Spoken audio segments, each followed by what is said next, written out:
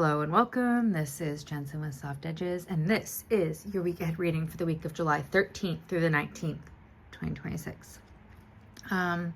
Same as last week, I am not feeling called to touch upon all of the astrology that's going on.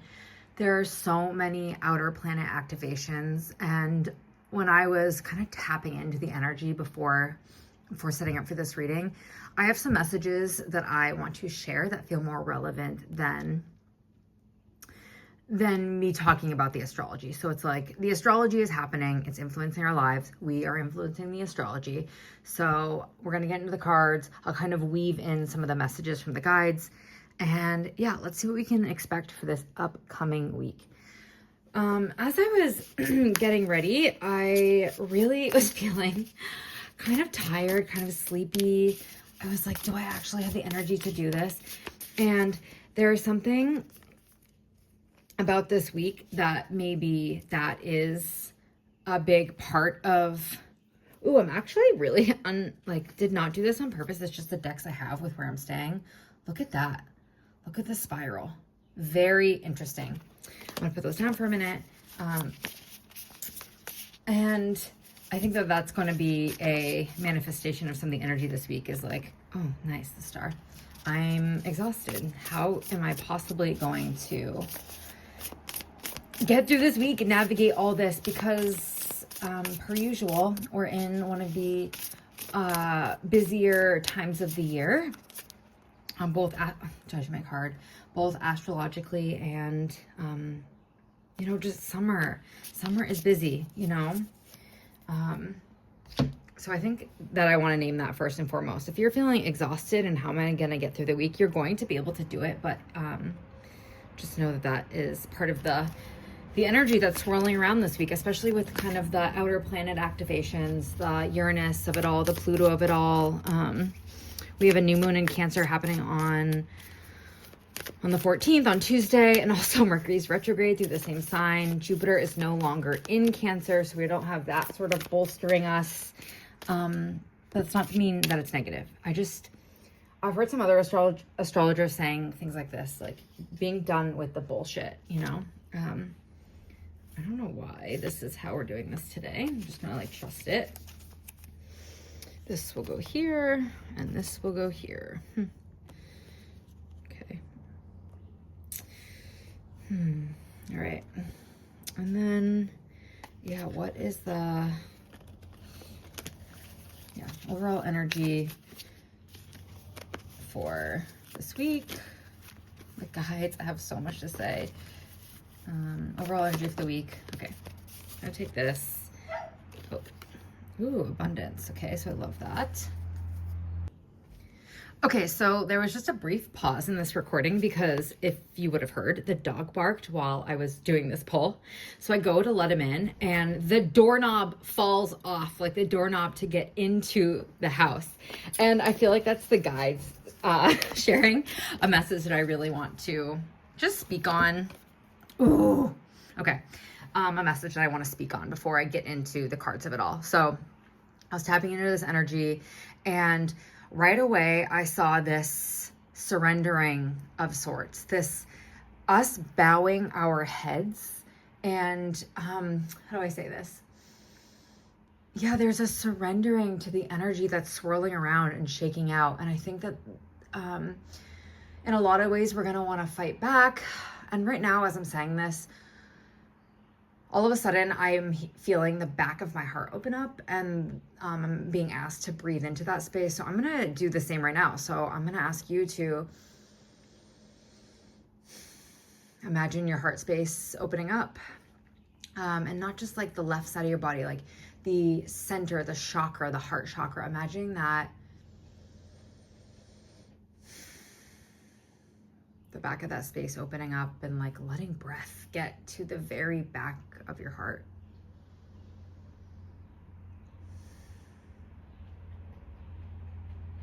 Reclaiming your energy, reclaiming your focus, especially because I think that it's going to be a loud week.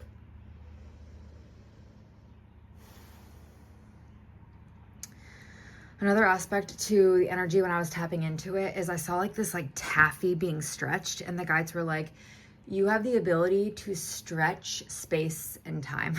Sounds really out there, but listen, hear me out. Right now, life is moving so fast that we're like, how do we get to all the things? How do we do this? Blah. Like, there's so many things calling to our attention. So not only are we being asked to reclaim where our focus is, we're being asked to stretch time and space. And the guides are being like, imagine time and space stretching. Imagine the day that you have a million gazillion things to do. Imagine that time and space stretches out so you are still have some time to tend to yourself in that day that feels like there's no way for you to tend to yourself. So not only that, but the guides asked for us to be really aware of metaphors, symbols, and symbolism regarding the messages they're trying to send to us right now. We are being offered lots of tools and help through this period of time that feels very swirly fast. And are you listening to them? Are you even looking for them? Do you know that you can look for them? Do you know that you can ask for symbols? The guides want to support you, and there is a big call to do so, to ask to be supported, to ask for, again, the helping of stretching space and time.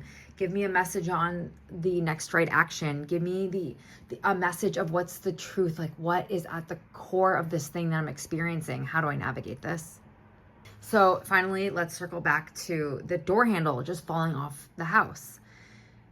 Here is an echo to what I've been saying on repeat since this message started: reclaiming your mind, reclaiming your energy, not letting everyone in.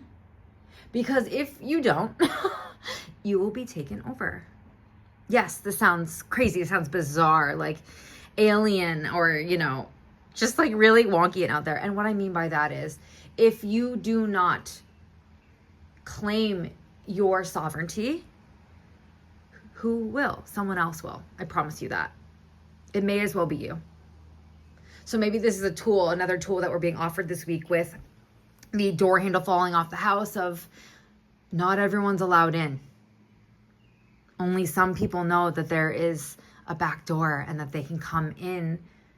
And that's where you guys can have this meeting of the minds. That's where you share your time, energy, and space. Oh, big stuff this week. And I love too with the stretching the space and time and like the protecting of your energy with this expand card. Really being asked to do that. These two cards have like related poems that are really beautiful. I'll read those towards the end of this little reading. So let me just look at what's going on here. Yeah, of course, we've been getting tons of major arcana. It doesn't surprise me that we have them again. At the beginning of the week, we have the Two of Pentacles with the Eight of Swords. And the Two of Pentacles is about needing to find balance in our material worlds. Are you feeling that? Because I have a sense that you're not. You're feeling out of balance in some way. And the reason why I say I think you're feeling out of balance is the Two of Pentacles is in the reverse. Like, you're trying to lean into both the softness and the things that you need to get done, but there is a taking over that's happening. I think a positive manifestation of this is in the beginning of the week, you're feeling so lit up by something that is multiplying, like something that's just coming to you that feels really good. Maybe it's a ton of messages. Maybe it's new clients. Maybe it's creative ideas. Like this, there's, because it's rabbits, it's making me think of fertility. And I think that with this new moon in Cancer, we might be feeling really fertile and excited to nurture some parts of us. But we have to make sure that we don't throw the baby out with the bathwater and that we allow ourselves to get the things done that we also need to get done, right? Like, so unimpressed. And again, this whatever's multiplying feels like it's taking over. It's like taking over you. With the Eight of Swords as well, there's an aspect here that says that you're feeling imprisoned. You're feeling stuck. Like you don't know how to move forward if you're feeling really inspired. And you don't even know how to find balance between maybe your passions and your work, your regular life. And again, here is a great space that you could ask the guides, show me a way out. Because it's very likely you don't see that you could just like come down from this really like, I'm thinking right now that this is the head and our brains are really swirly right now. Like we're going 100 miles an hour and there is an invitation here to come back into the body, come back into stillness, ask for a message on how to make your way out of any stuck spaces you're feeling around maybe bringing a creative project to fruition or even into the light at all. It's Monday and Tuesday. Midweek, we have the Star with the Queen of Pentacles in the reverse. And if you were able to ask the guides for a sign, a symbol, and you were able to come down, be still for a moment, the Star really indicates an even louder need for you to come back down on earth. There is an energy here I'm really feeling into that's, I think we're spending a lot of time and space out there. Maybe that means like exuding our energy, giving it to others. Not always in a nurturing sense. Maybe it's like for work or projects or your family, you know, a relationship. So midweek, I'm really hopeful that you were able to find a way back down to earth, because here's the Star that says, okay, we are moving through intense times, right? The Star comes after the Tower. You've moved through intense times. You are moving through intense times. Now it's time to land for a little bit and see what's shaking out. Where are you in space and time? What's happening? As everything is swirling around you, where do you fall in the lineup of who you're prioritizing? The Queen of Pentacles in the reverse. The Queen of Pentacles in the upright often says to me just like abundance, which I love, which again, because this is in the reverse and we have the abundance card, I think that this gets remedied. Again, if you're feeling out of balance with your responsibilities and you're feeling really depleted in many ways, the Star comes in and says, find midweek to rest. Take a sick day. Go to the beach. Find your way to a body of water. Oh, I'm really drawn to, the water. Find yourself in ritual. That's also a message that's coming through, is make time to find yourself in ritual, to surrender. Again, I'm getting the image of us bowing our heads and saying to, the cosmos, the universe, there are some things I recognize I need to let go of right now. Help me hold it. Help me to let it go. Help me to tend to myself. Big, big, big message midweek to find time and space to tend to yourself. Because with the abundance card in this overflowing and this like joy and happiness, I think that there are a lot of things calling your energy that are fun and playful. And also, we can't do every single fun, playful thing and tend to ourselves and our passions and the things that we want to grow, especially after the new moon at the beginning of the week that asks us, what are you feeding? What are you nurturing? What are you caring for now? This abundance card is really unique too, because the sun is not smiling. It just is, but there's something about this that I'm getting a message of. It feels like it's going to be emotional end of the week. That feels pretty, like a pretty clear message that towards the end of the week, there's going to be a lot of, we're going to be holding on to a lot of people's emotions, and in a way, in places and spaces we were not expecting. I'm getting like, we are all holding like portions of the collective emotional like flow that's happening this week. And with the abundance card, it's I'm getting the image right now of Alice in Wonderland, when she like is in the house and she's trying to get big and small to get out of the house. Oh my god, we're back in the house with the doorknob falling off, and she eats one more thing that makes her way too big, and she's feeling so depleted and exhausted, so she just sobs and sobs and sobs, and then like it overflows the house. Everything's flowing out of the house. Things are kind of everywhere, falling apart. But eventually she gets small again, and she's like, oh, I wish I hadn't gotten so emotional, essentially, not that it's a negative to be emotional, but I think this is an invitation to be really mindful of where you might be overly emotional, where other people might be overly emotional, and being able to step back and being like, oh yeah, this is that Alice in Wonderland metaphor that this person is just exhausted for whatever reason, and they probably don't want to be showing up and drowning everyone around them, but that's their reality right now, and how can I just accept that? So interesting, so strange. Finally, at the end of the week, we have the Three of Pentacles with the Judgment card. And Three of Pentacles is this energy about collaboration, the groups that we're working with to bring something to fruition. And with the Judgment card, it's like, it's go time, baby. That's what I just heard. It's go time, baby. Like, time to rise.